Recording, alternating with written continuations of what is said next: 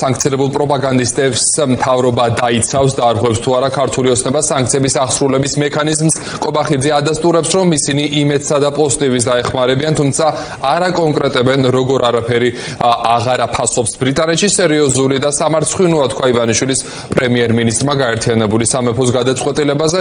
სწორედ მათ დაუსვა კითხვები დღეს ჩემმა კოლეგამ სალომე ლაბაძე გვერდდება ახლა პირდაპირ ეთერში. სალომე, გისმენთ. რამდენად მძიმე აღიქვამს ქართული ოცნება დიდი ბრიტანეთის მიერ ტელეკომპანიების იმედისა და პოზიტივის დასანქცირებას, ეს მათივე შეფასებიდან ჩანს, კონკრეტულად კი შალვა პაპუაშვილის კომენტარით, რომელმაც ბრიტანეთის ეს მოქმედება, აქ იუნკერთა მემორიალთან კოჯორში, სადაც ახლა ჩვენ ვიმყოფებით, შეადარა 105 წლის წინ რუსეთის თავდასხმას თავისუფალ საქართველოზე.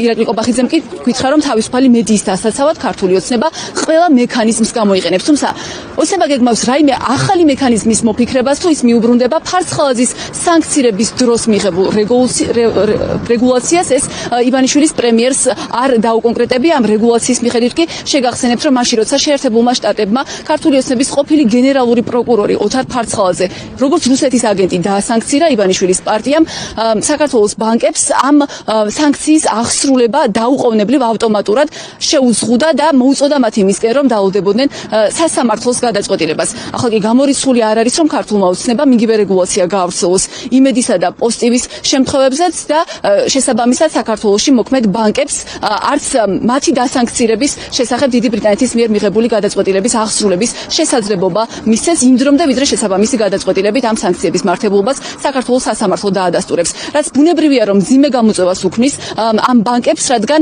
ექსპერტების განმარტებით სანქციების შინაარსის შესაბამისად გამოდის, რომ ეს სანქციები გავრცელდება ამ ბანკებზეც, რაც ბუნებრივია, რომ თავისთავად ნიშნავს ზიანს საქართველოს მოქალაქეებისთვისაც, თუმცა ივანიშვილის პარტია არა მხოლოდ კერძო კომპანიებს იმეტებს ასეთი ზიანისთვის, არამედ ამ ზიანისთვის იმეტებს და რისკავს საქართველოს მოქალაქეების რესურსსაც სახელმწიფო კომპანიების სახით. ჩვენ სწორედ ამ კომპანიების შესახებ დავუსვით შეკითხვა დღეს ირაკლი კობახიძეს და ვკითხეთ მას კონკრეტულად იმის შესახებ, მაგალითად საქართველოს რკინიგზა, ან კომპანია ბორჯომი, რომელშიც ასევე ფლობს წილს საქართველოს სახელმწიფო, გააგრძელებენ თუ არა თანამშრომლობას იმედთან და პოზიტივისთან და ამით გარისკავს თუ არა ქართული ოცნება საქართველოს მოქალაქეების ამ რესურსსაც, რის პასუხადაც კობახიძემ გითხრა, რომ ყველა კომპანიამ უნდა გააგრძელოს თანამშრომლობა ბრიტანეთის მიერ დასანქცირებულ ამ კომპანიებთან.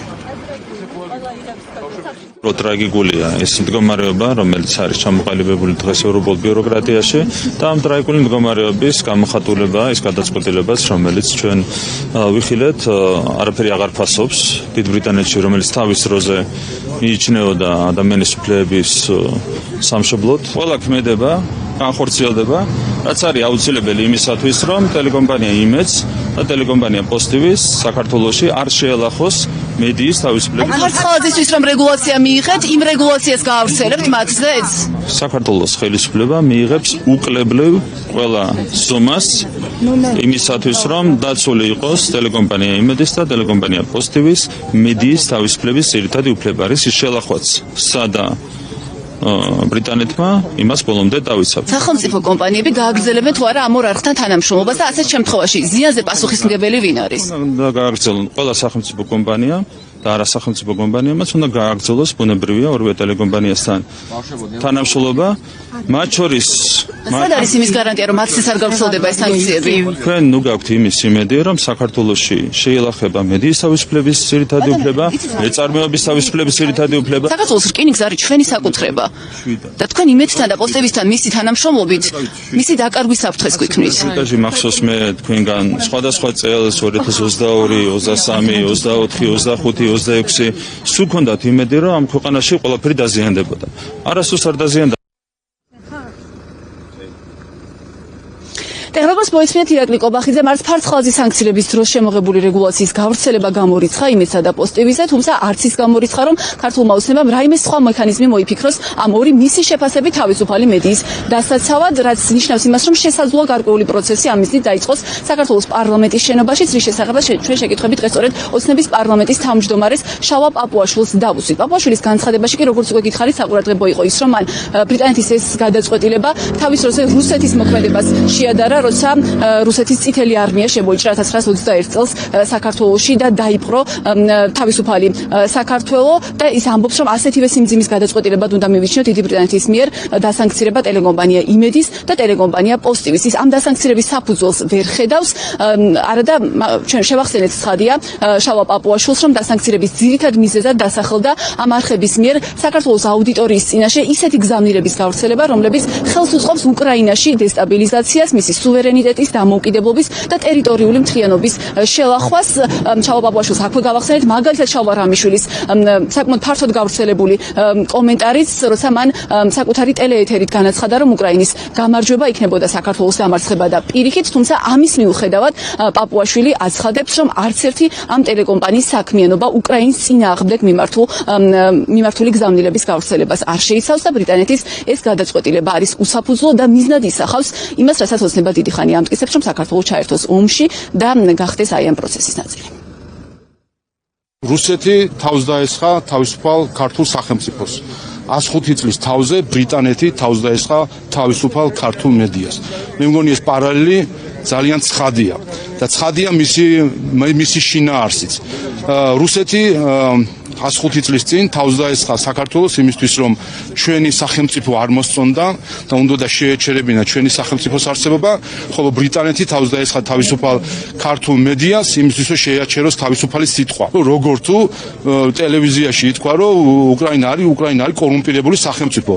დიახაც, კორუმპირებული და ზეკორუმპირებული არის. რაც 105 წლის წინ გააკეთეს ბოლშევიკებმა, დახურეს უკრაინის დამარცხება არის ჩვენი გამარჯვება და პირიქით უკრაინის გამარჯვება არის ჩვენი დამარცხება. შავა რამიშვილის სიტყვებია.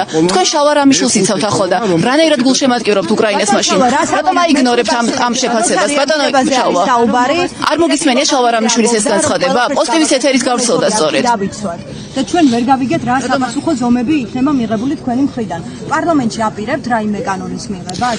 უბრალოდ ყოველთვის ვიცოდეთ რას ნიშნავს ეს ყველაფერი. ხო ჩვენ ფაქტობრივად ყავს ახლა თბილისში ყავს ბრიტანეთის ელჩისახით ყავს ცენზორი დანიშნული, როგორც აღმოჩნდა, რომელსაც უნდა კითხოთ ახლა რას ნიშნავს ეს მათი გადაწყვეტილება. ჩვენთვის ახლა რა თქმა უნდა მათი ზომებია, მათი რაღაც წესებია და აღმოჩნდა რომ თურმე ბრიტანეთის ელჩი ცენზორად ყოფილა დანიშნული და ის განგინ გამარტავთ რას ნიშნავს ეს ყველაფერი. რაც შეეხება ჩვენს დამოკიდებულებას გითხარით, რომ პირველი არის შეფასება. შეფასება შემდეგი რომ ეს ფაქტია, რომ ეს არის თავისუფალ ქართულ მედიაზე თავდასხმა საქართველოს საბჭოთა ოკუპაციის 105 წლის თავზე, ამას რა გააკეთებ, ეს რა თქმა უნდა პარლამენტში აპირებთ რამე კანონის მიღებას ამ ტელევიზიების დასაცავად? ვიმოქმედებთ საჭიროებების და მიხედვით.